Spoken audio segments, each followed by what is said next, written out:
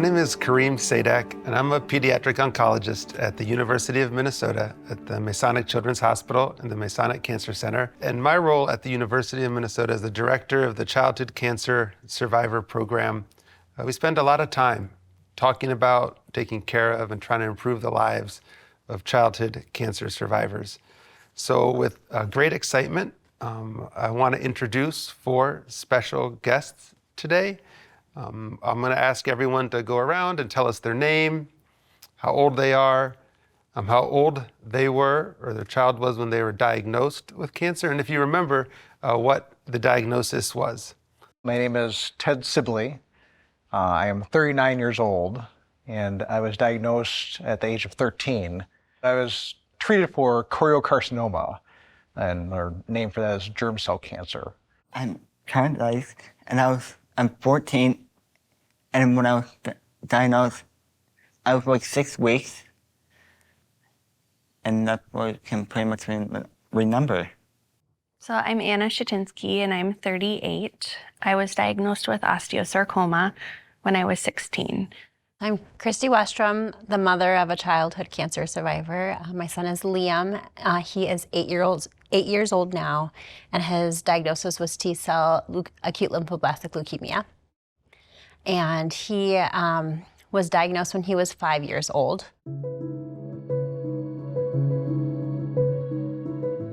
We want to talk a little bit about looking back and what it was like when you were diagnosed, what you remember from that, a little bit about your memories of hearing that news that you had cancer. When I was 13 and initially diagnosed, it was a pretty abrupt diagnosis for me. I was feeling fine up until the day I was diagnosed, basically, and actually went into a clinic because I was feeling short of breath. And they got a chest x-ray and saw that I had tumors in my lungs. And all of a sudden, within a couple days, I was at the Children's Hospital, inpatient, talking about cancer treatments. And what I remember from that time was just being in shock of what adults were telling me was going on with my body, and also not accepting the diagnosis. I didn't want to hear that I had cancer. I didn't want to talk about those things. And I was pretty convinced that whatever they were showing me with the x-rays and the CAT scans wasn't actually my body. I just wanted to be with my friends, play sports, go back to school, and they were telling me I couldn't do that anymore. And so the initial feeling I had was anger, kind of this shocking sensation that this is really what's going on, and really not accepting what the picture was in front of me as far as the therapies and treatments went. Well, I remember that my mom told me that I had it, and then I saw some photos about it, seeing what I looked like when I was very young, and I had the treatment, like the treatment of like when I had all this stuff on me, and then I kind of understood from when my mom told me about the rest of it. So I was 16, and I had just learned how to water ski. I just remember feeling some really sharp growing pains in my leg and just thinking, oh, I must have injured myself while I was water skiing or dancing or running. And I eventually found an actual bump on my femur. My dad and I made an appointment, and I went in just expecting it to be something really minor. I still remember sitting in the clinic with my dad, and it was very crisp and white. And I just remember this flood of, what? You know, I felt different yet the same. I felt like this monster, this uninvited thing had just invaded me. And it was just the scariest feeling. And I just remember I couldn't even call it cancer. I made everyone around me call it the C word because I just could not associate that word cancer with myself. So my initial feelings were just maybe a little bit of denial and insecurity and fear. I have a lot of very vivid memories of certain moments when he was diagnosed. We had actually brought him in for a wellness check. And at the end of the appointment, I asked the doctor to look at some bruises that he had on his shins, and decided to do a CBC and found some abnormal blood work and sent us to Children's. And it was completely unexpected. There weren't really any other symptoms. So it was overwhelming and needing to completely, it's a different perspective, but completely trusting strangers to the health of my child who I didn't know was sick. It was really scary. And then I know for Liam, he was very overwhelmed with all the new people he had to meet. He is kind of a shy kid. So that was really overwhelming for him. And we really had to talk through a lot of that in the beginning.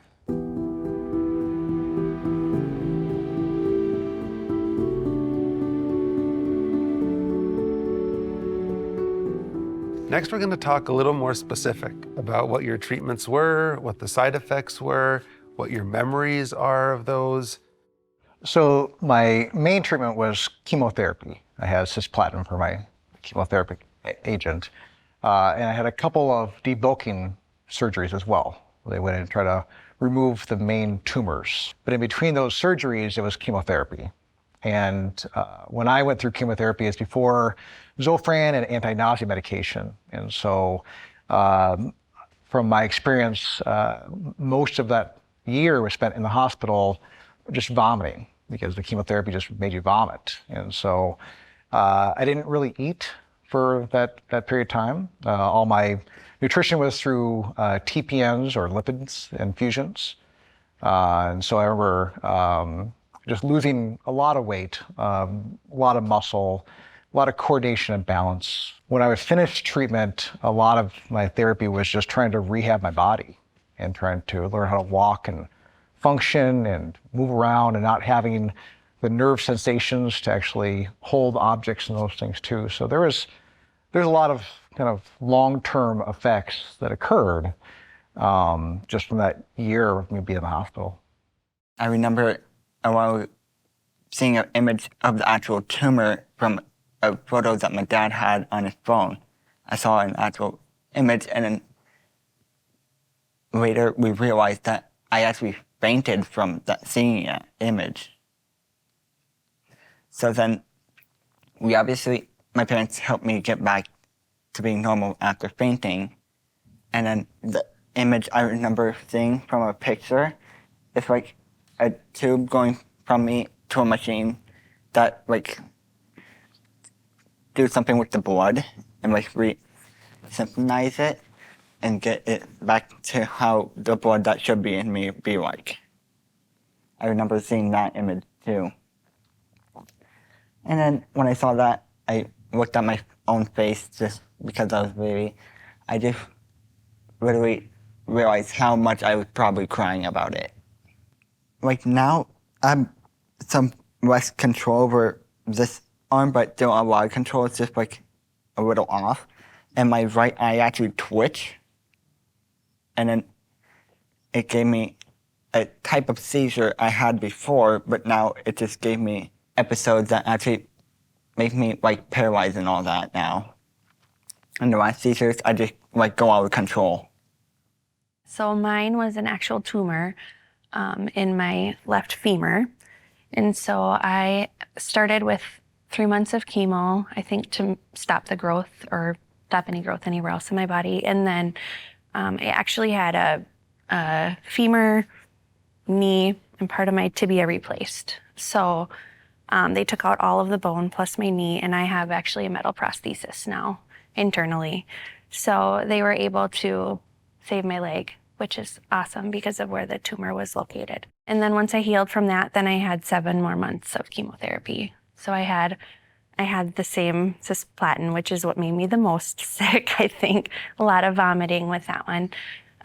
The other one is methotrexate I had. And methotrexate was hard because it was probably the most frequent one, but it also caused a lot of blisters. So at one point, I know the bottoms of my feet were just covered with blisters. And I got some sores and blisters in my throat.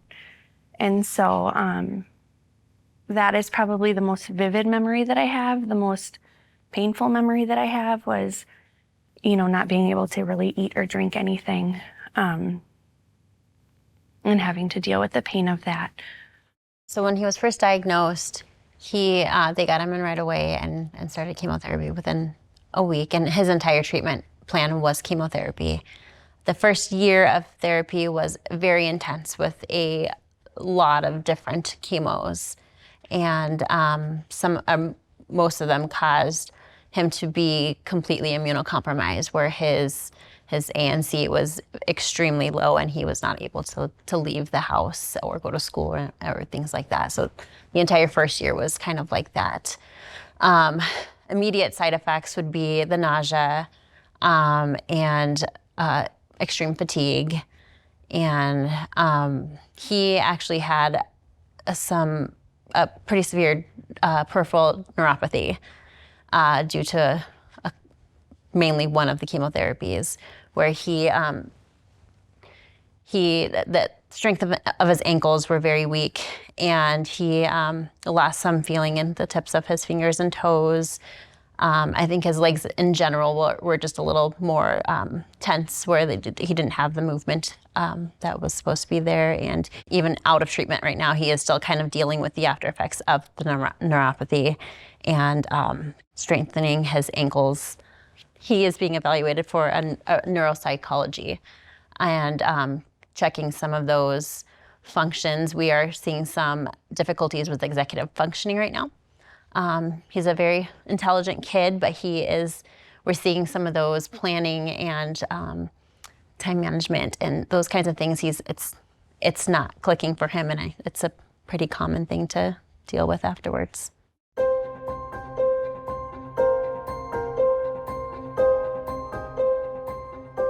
Tell us about what it was like when you reached the end of your cancer treatment. Tell us about how you knew it was the end, how did it feel? And then even looking back years, like it's been, do you still have concerns, fears, thoughts about it coming back? How do you deal with those emotions? Tell us a little bit about that, please. And I went to the clinic for my last follow-up, and they basically gave me a T-shirt. And the T-shirt just said finish line. That was kind of the symbolic end of the treatment. And I actually took that T-shirt. It was just a white T-shirt with finish line and a person crossing the finish line. And I wore that T-shirt all throughout my football years. So when I was playing middle school and high school football, I wore that T-shirt. It ended up being just a rag by the end time I was done with that whole process there. But it was a very loved T-shirt that I had. And I didn't think about cancer much after that. I went off to college, and that was kind of the end of my cancer experience. I felt it was all in my past and everything.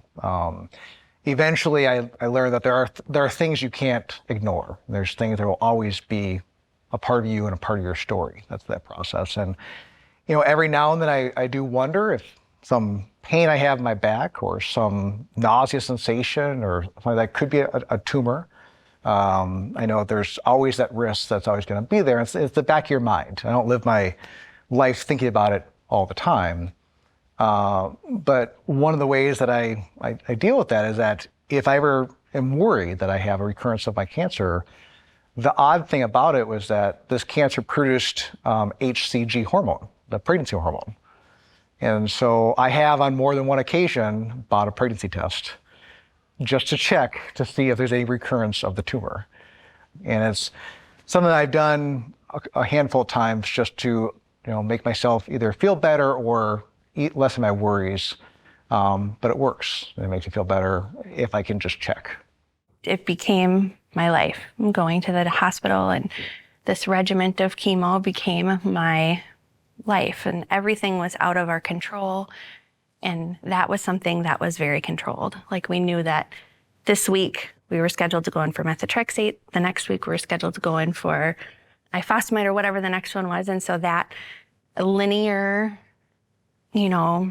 protocol of my treatment was very much what we were clinging to. And so as much as we were like counting down the last one, when the last one came, it was like, now what? Like, I was afraid to start this treatment because it changed who I was, and now I'm a different person, and now we're ending this treatment, and now what do I do?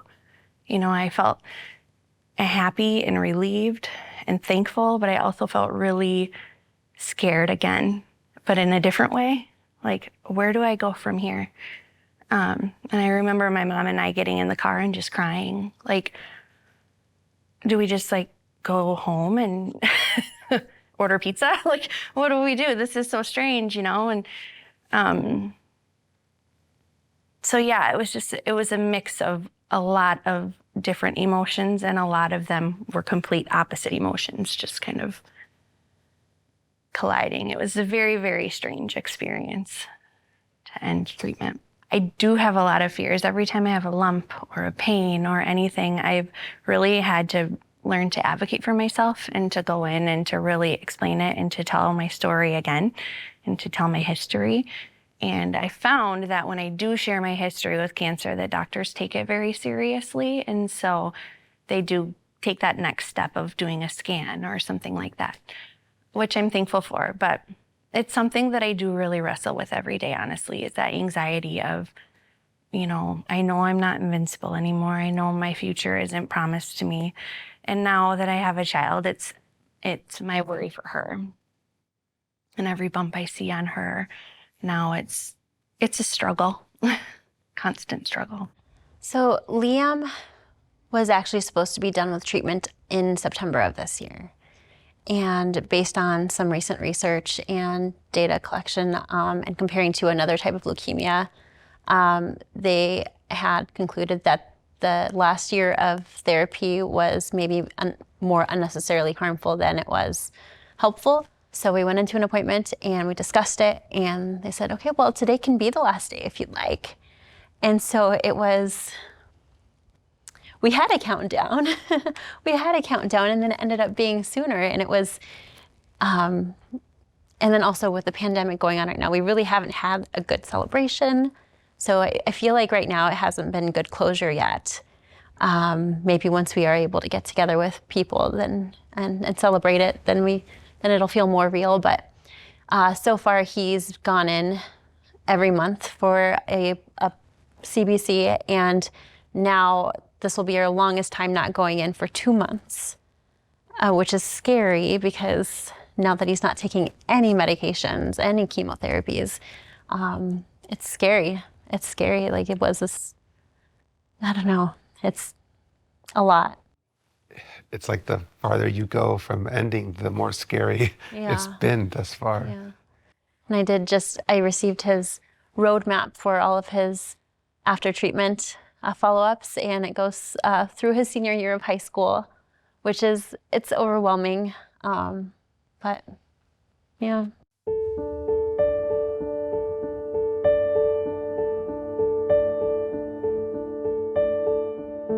So as a specialist in childhood cancer survivors and the care they need and get and the research related to this care, I see every day what the long-term complications of the treatments used to cure children with cancer are.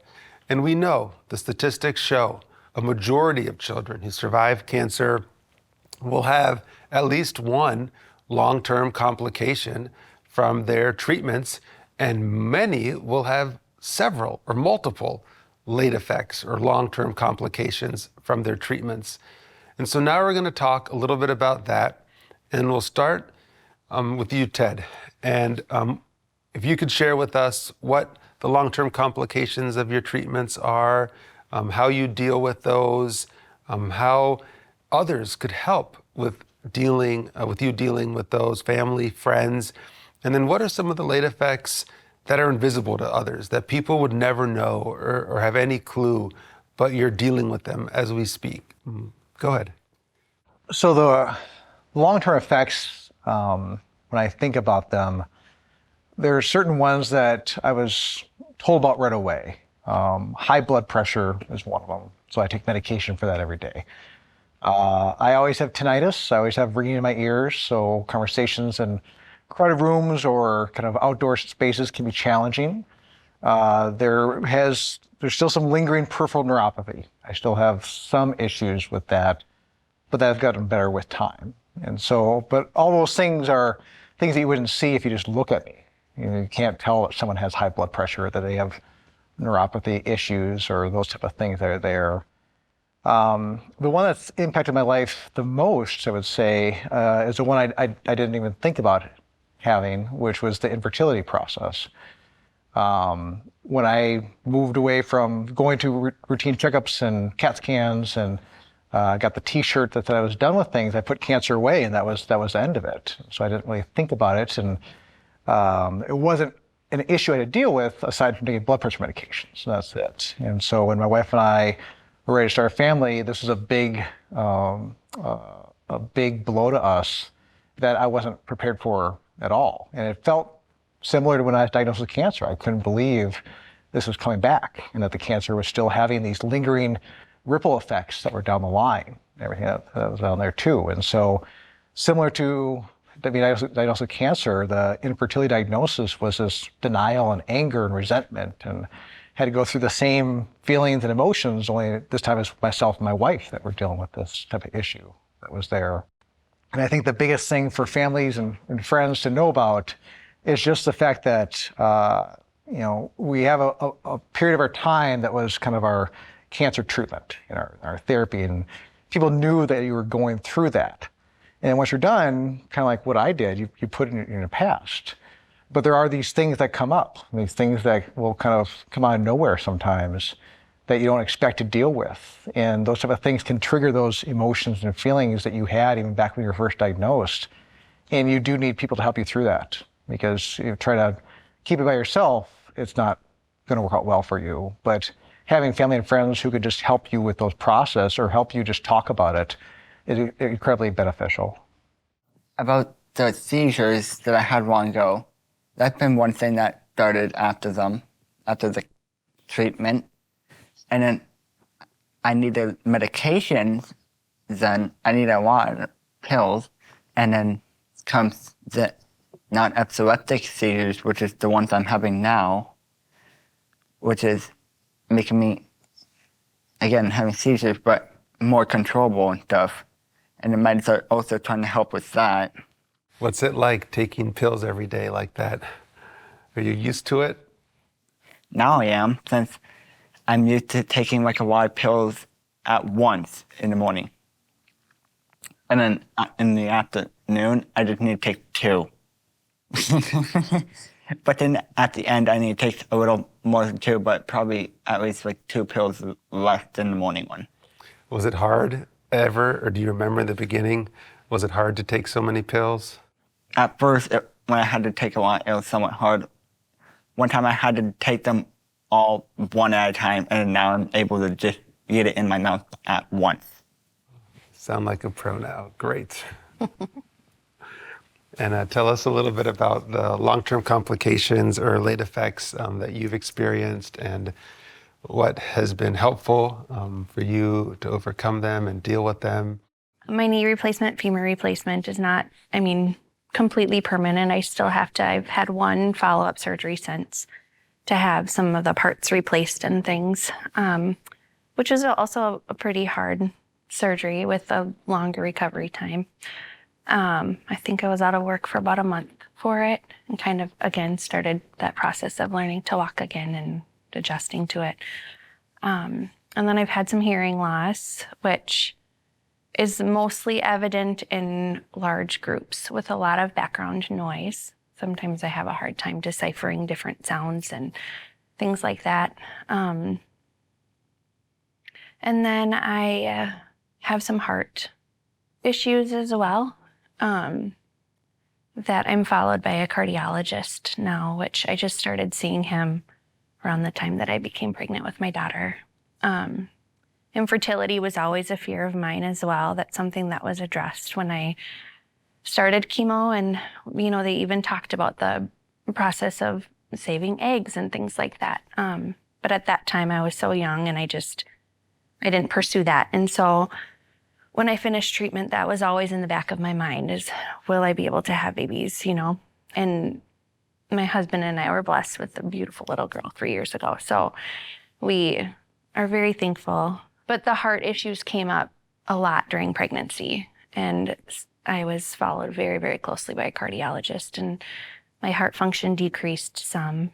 And as we're talking about wanting more kids, that's something that we really have to think about. So I've seen a couple other specialists, and I've been given the go-ahead to have more kids, but it's definitely something that is on our minds, and we had to weigh it. Do we want to try for another one, or are we happy with one? What are the risks, But we've been given the okay, so I'm thankful for that.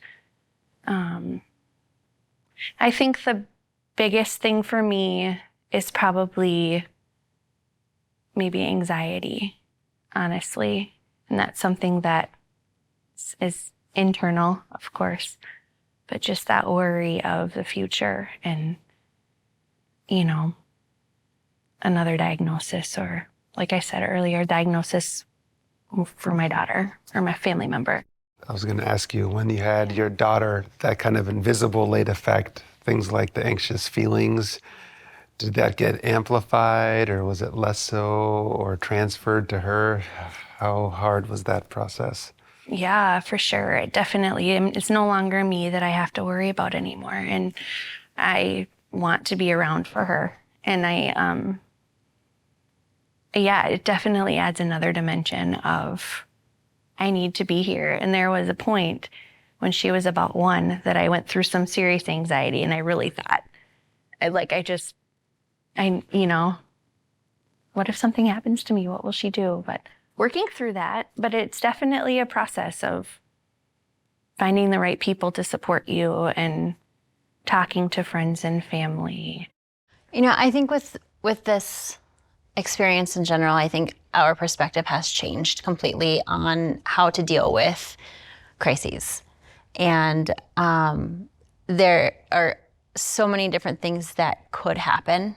And we've really just kind of taken a step back and just kind of tried to focus on now instead of worrying about everything that might be. Right now, we're just in the early stages of figuring out what damage has been done. So he will, on his next appointment, have an echocardiogram and EKG. Common for there to be heart problems afterwards. Some other common problems that I've heard with leukemia is developing diabetes because of the very long-term steroids that they take. Infertility is one that I've heard of, and we are also evaluating neuropsychology, but he's going to have some trouble with his executive functioning, and we don't know if that's a long-term thing or a short-term thing or what, so we just take it as it comes. I know secondary cancers can sometimes be a scare.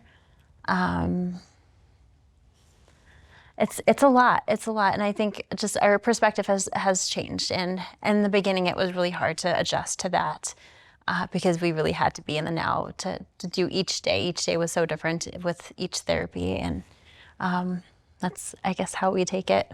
When did late effects even come onto your radar? As a parent and hearing things from the medical team, was it something that you may have heard of, but just wasn't the right time in the beginning, or something that came onto your radar as he finished treatment? What did that? I think we discussed it really early on. I think once I realized that this is happening, I just asked so many questions, and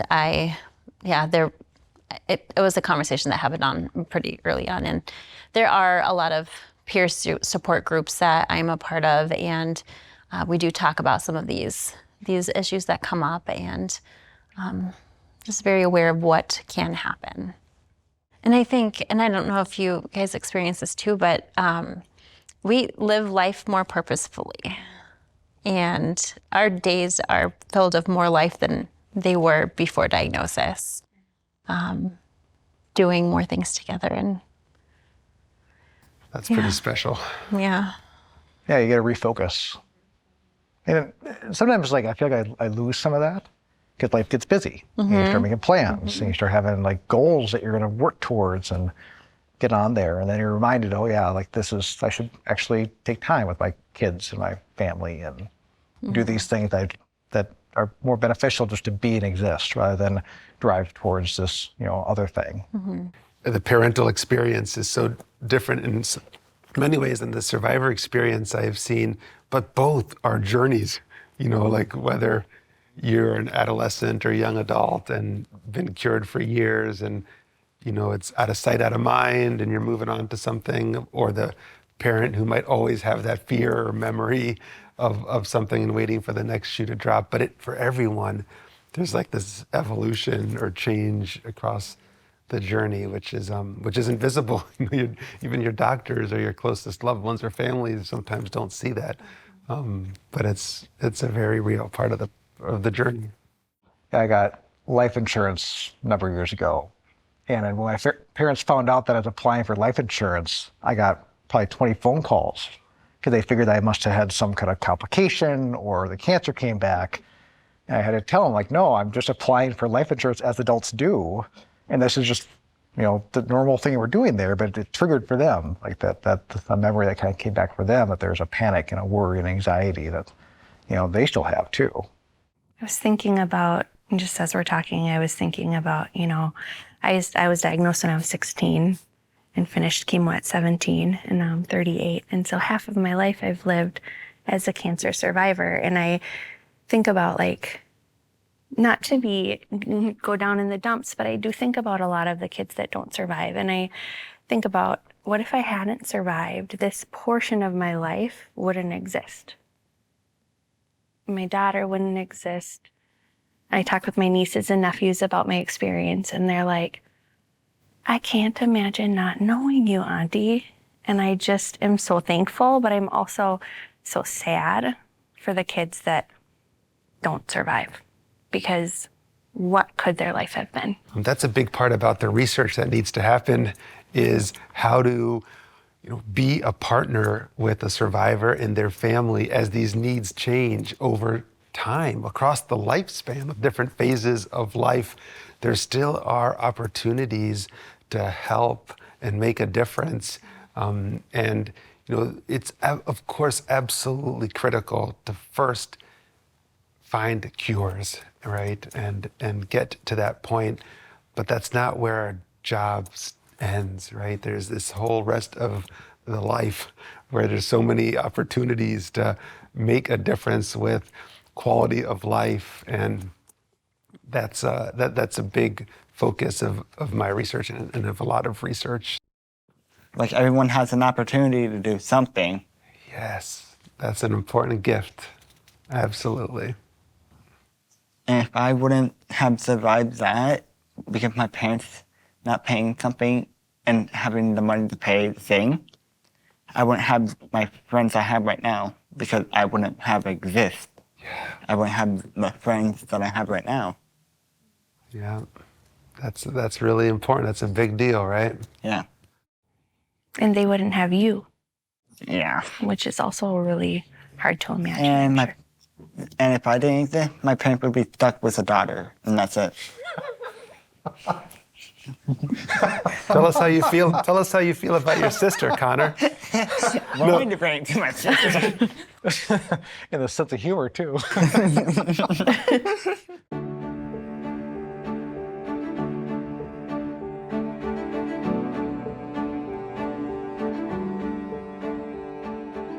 Ted, tell us about some of the unexpected hurdles that you've had to deal with a complex medical history. And what was that like as a teenager and then transitioning from a teenager to a young adult? Tell us a little bit about that process. The challenge came going to college because all of a sudden I was on my own as far as the healthcare part is concerned. And the specialists, the oncologists, the nurses that I knew, I had graduated from. I was no longer seeing pediatric oncology anymore. And so the challenge then was trying to find a new clinician when I was in college to go see and talk about my health history, which would have been primary care and general clinicians. But there wasn't any adult pediatric cancer survivor clinics to go to.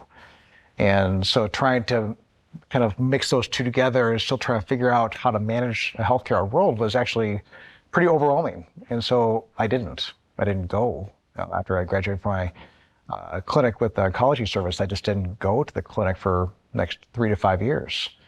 And it wasn't actually until I was in medical school learning about complications that I realized that I should be seeing somebody at that time. And much like other peers around me in college, many people don't seek healthcare, and that was kind of what I did. But then when I was learning about those issues, that's what really prompted me to actually seek out and figure out what the problems actually were that I should be worried about or looking for, and managing those things too. But no one really brought you through that, and no one really said, this is where you go as adult cancer survivor. You are not alone. The statistics also show that 1 in 5 young adults who have had childhood cancer get care specific to their past treatments or their health issues.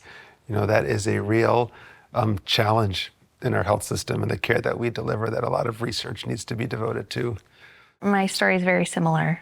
Yep. I finished cancer treatment and went back, for the follow-up appointments until they gave me that cured diagnosis. And then I took my little binder with everything in it and I packed it away someplace and went to college. And the same. I didn't follow up until, I got sick or something like that. But that's also something that I really missed. I wished that there was some kind of a transition into a new healthcare. My story is a little unique in that I moved to a different state immediately following my treatment. My dad actually got a job in Iowa, so I moved to Iowa for a while. And so there was just kind of that transition of states too. And it was hard to figure it all out and navigate it. Yeah, that's such an area of need for childhood cancer survivor specific research. How does the care move with you? Whether it's geographic or whether it's through different phases of your lives, there has to be a way to do that and do it effectively, because there's just too much benefit that could happen if you that we want to make happen if you're getting that care. Mm-hmm. The mental health piece, I think that's also something that's really important for kids who have just gone through something like this. Not just the physical piece, but how do I deal with this trauma that I just went through? How do I manage it emotionally? How do I go from being a cancer patient to being back in school with other kids who have no idea what I just went through? How do I go from being bald to transitioning from wearing a wig to having really, really short hair? All of these transitions that happen, that mental health support, I think, is really important to help process through all of those feelings too.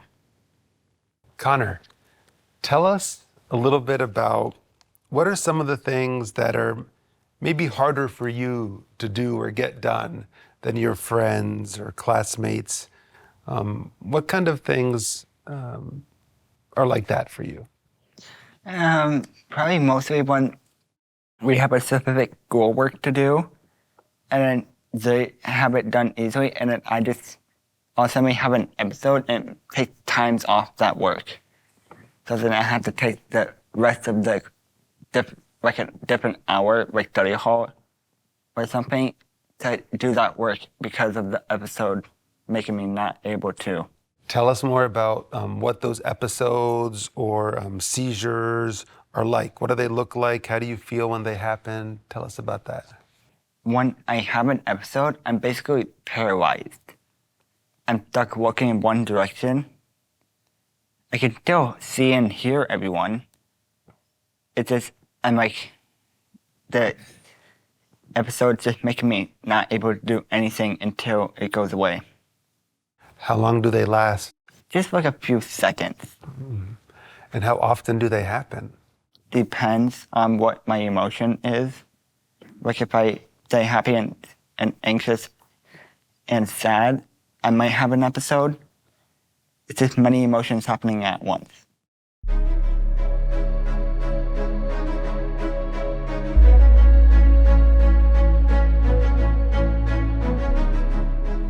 So I want to ask everyone one more question about, what do you wish more people knew about? What do you wish more people understood or realized about what it's like to be a childhood cancer survivor or the parent of a childhood cancer survivor? Children with cancer is not a happy topic to talk about. It's filled with a lot of sorrow, a lot of sad, a lot of anxiety that we talked about here. But when I look at my life, I don't have a sad life. I don't have a life that I regret or that I think that could have been better. I have a really happy life. I have a really fulfilling life. I have a different life than what I would have had if I had not had cancer. But that's okay, because that's what my life is. And so I hear, in general, people will talk about pediatric cancer as just, a lot of tears and just, kind of that ache in your heart that you hear about and everything. And there is that. That is a big part of it. But when I think about my story, the end result is I have a great life. And I'm not looking for anyone to feel sorry about my story or anyone to look at my story and have regrets about it. There's complications. There's always going to be some worry and anxiety. But overall, it's a fulfilling, happy life. And that's, my outcome of my story. The funding is one that I'm just so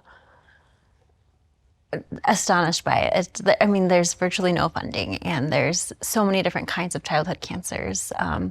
But also that the journey really isn't ever over, that the anxiety is always there, and it's always in the back of our mind, and will be. And it's changed our entire family. My daughter was 1 when he was diagnosed, so cancer has always been in her life, and she'll talk cancer, and that's not usual for a 4-year-old, but yeah, the journey will never really be over.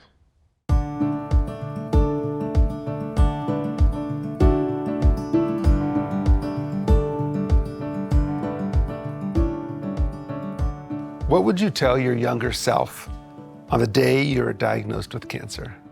I think this is always a hard question to answer. If I could talk to my 13-year-old angry self, the advice that I would try to share would, first of all, just being present for that person and just kind of letting them kind of share what they're feeling at the time, but also telling myself that it's okay to be upset and it's okay to be angry, and you don't need to take this on by yourself, that there are people who are there that love you and want to surround you, and there's resources available for you so that the feeling that you're feeling can be shared appropriately, and that's okay.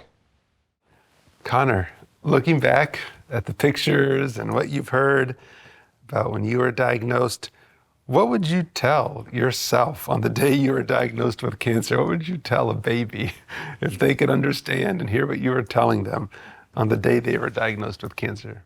That you would have a great future. Because I am having a great future right now. And that what you want to happen in your future might happen in your future. Take it a day at a time because it's really easy to look ahead and see all of the things that are going to come. And it's really easy to take it all on yourself in that one moment. But a day at a time, get through what's on the calendar for that day. You'll deal with the other stuff the next days. That's a big thing. The other thing is, same as what Ted said, feel your feelings. I know there was one time that we were in the hospital and somebody said, to me, Anna, don't cry. You need to be brave for your mom. And my mom looked at me and she said, you do not have to be brave for me. If you want to cry, cry. Let it out. And so that is the other thing, is just feel your feelings. And they're very real and they can be very raw, but you have to feel them to make it through. Otherwise, it'll be way too hard. Christy, what would you tell a parent of a child who was recently diagnosed with cancer based on your own experience and what you know now? From a parent's perspective, my advice would be to accept the help, accept the support, as a parent, I feel like there's so much that you want to be able to control. And then when you get this diagnosis, you have no control. And life is really hard. So I know I really struggled with accepting help and asking for help when it came to even childcare for my daughter, or having meals dropped off, or accept any help that people are willing to give.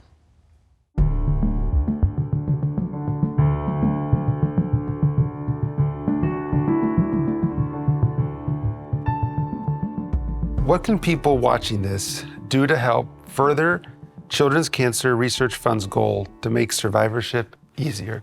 The goals of CCRF, of looking at long-term survivor complications, looking at current treatments and how to treat children better who have cancer, is going to have a long-lasting effect on many lives. Not only the children who are going through the cancer treatment, their parents, their siblings, their whole family, everyone around them.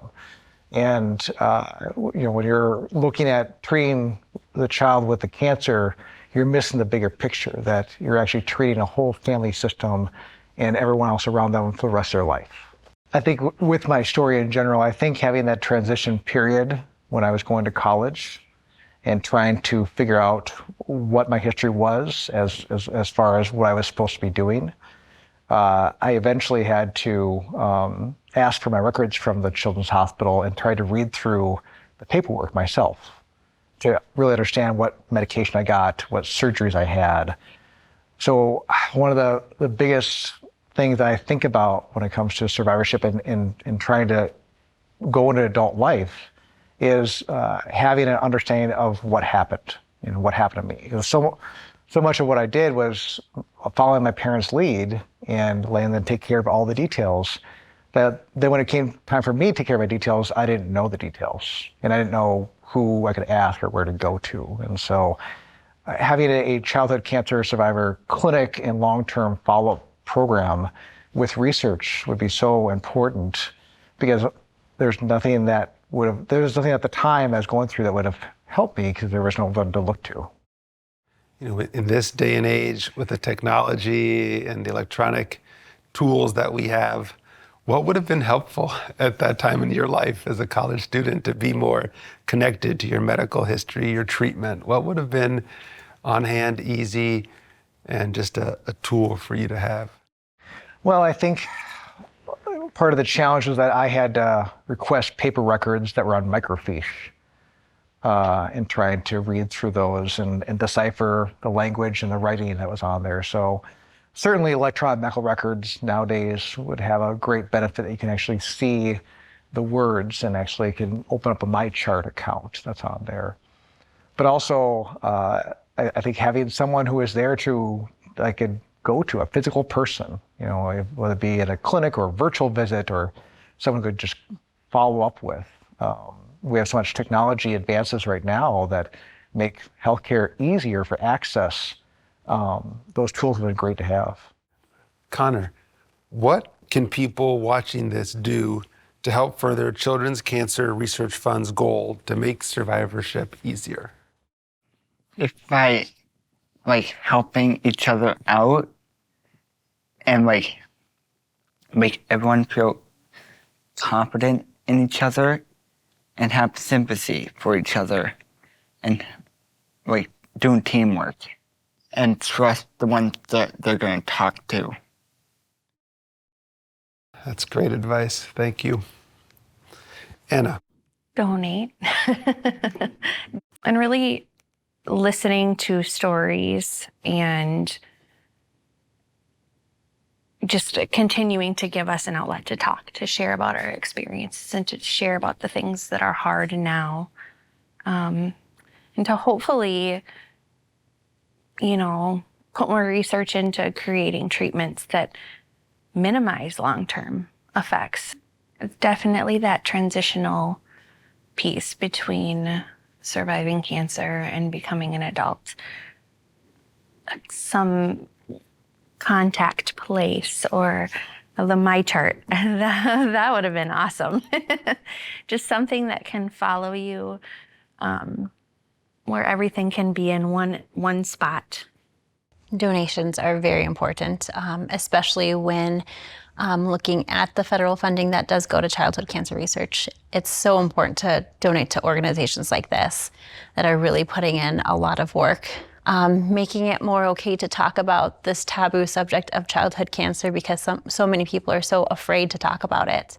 It would be really nice if there was like a specific plan for him after treatment. I mean, he has his follow-up appointments and his CBCs, but like what now? What should I be looking for? Or even having some kind of peer support group right away for him or for us as a family.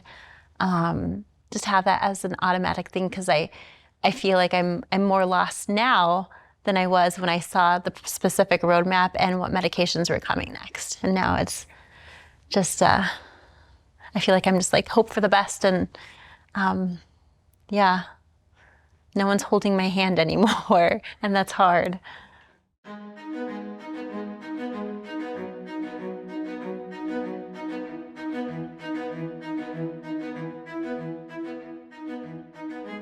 Children's Cancer Research Fund means that there is hope for childhood cancer survivors to have the best quality of life for the rest of their life. There is so much that can be done to either detect, identify long-term complications early before they become serious, or with further research, prevent them altogether. And that's how we're going to keep survivors of childhood cancer healthy in all aspects of their life. Ted, tell us about what you would want the CCRF community to know about the impact they've had on kids fighting cancer. You know, the impact in general, I see it in somewhat two ways, where in one way there's that immediate impact of the people who are undergoing the treatment and having a support system and a group that they can lean on and trust and know that there's someone out there advocating and fighting for them. But also on the other side, there's people like me and Anna who were the childhood cancer survivors. And we can express kind of our experiences and, like I said, like an outlet to go through. And just you know, the fact that we can share our experiences and have an organization that supports us through that aspect as well, that's a big relief for us as well too. And that's therapeutic in its own sense. And so having both the impact of the current undergoing families and the families that have survived cancer is just a great support to have in general. Great. Connor. That they should just like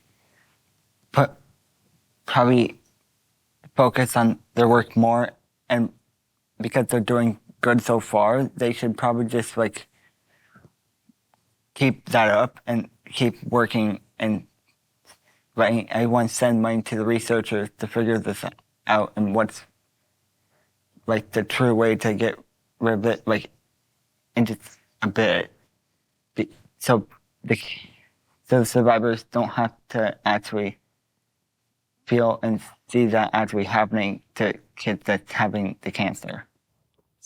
Great message. Thank you.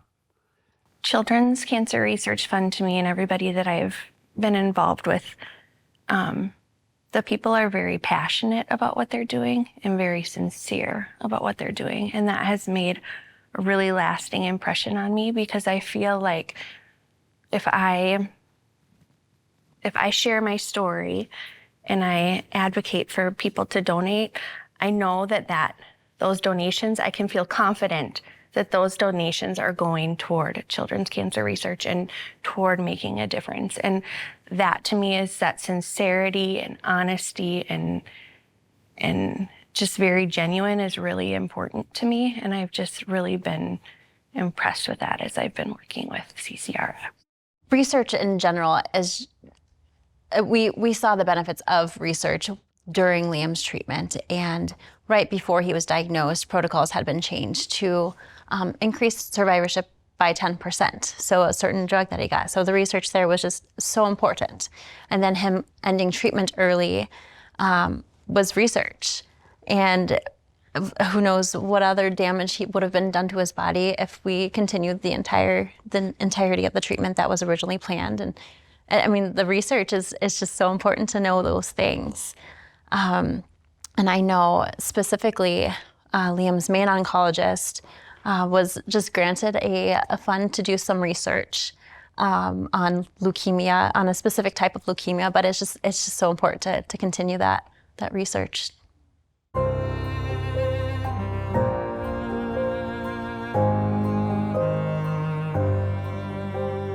Some people watching this might say, why is survivorship research so important to fund?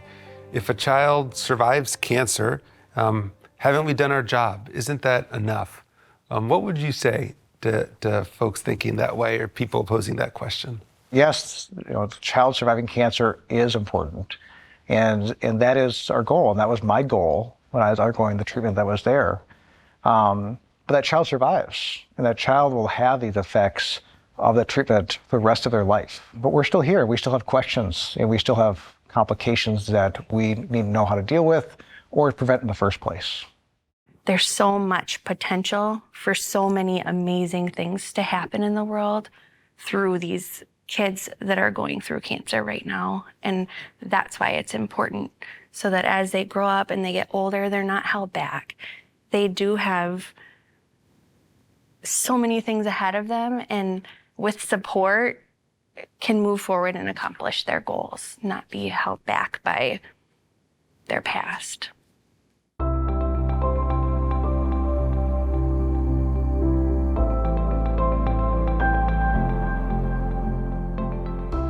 Ted, go ahead. Why don't you leave us with some closing remarks?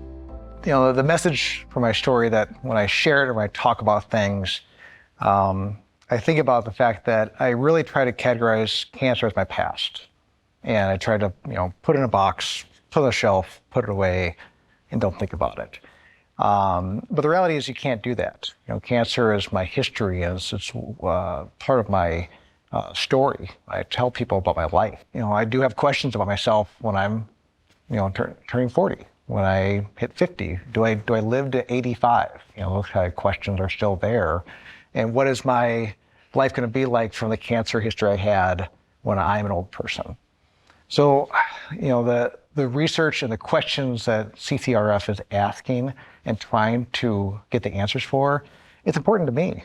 But I hope those answers can be answered for other people too. Cancer is definitely a part of my past. It's definitely made me who I am, and it's impacted every decision that I've made in my life in one way or another. And it will continue to impact me for the rest of my life. It'll be something that's always in the back of my mind, or that I'm always thinking about. It'll be a story that I'll always share with people as they get to know me and meet me, because it is such a big part of my past and who I am. And there definitely will always be some worries as they come. Will we have another baby? Will I eventually lose my hearing? Will my heart continue to get weaker? All of those fears will always be there. But like Ted said, this is the life that we have, and it's a gift. Not everybody survives, and I'm very thankful for the life that I have, and I'm very thankful for my husband and for my daughter and for my job. And cancer is a huge part of why I have all of those things. So it was a horrible thing, but in a way, weirdly, it was also a blessing for me, because it's really showed me who I am and what I want in life. And I want that for all kids. Like I want us to beat this. I want us to just keep moving forward. So that's why research is so important to me. It's just for myself, but also for other kids that are going through it right now and that will go through it in the future. I want them to live long, happy lives and have babies and get jobs and whatever their dreams are.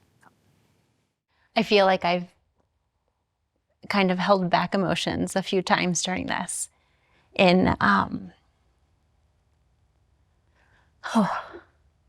just hearing your stories. Goodness. Just knowing that that's possible for Liam too. So much of the last 3 years has just been making sure he survives. And I don't want to cry. It's amazing to hear your stories because I want to see that for Liam too. I want to see him grow up and go to college and have a family. And it's amazing as a parent to hear your stories. Yeah.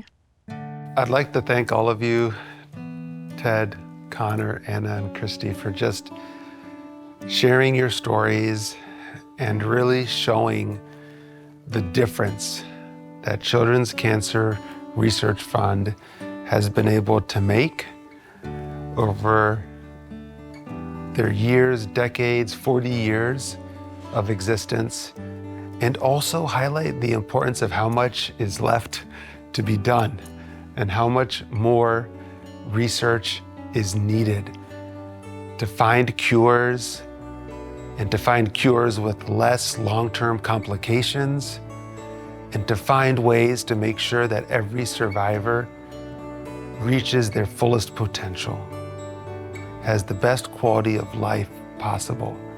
That's what we all want.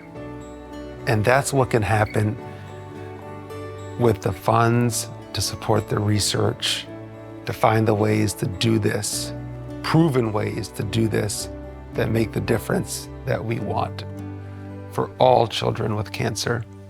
So thank you for sharing again your stories. Thank you for sharing them so eloquently and with such sincerity and for being so genuine.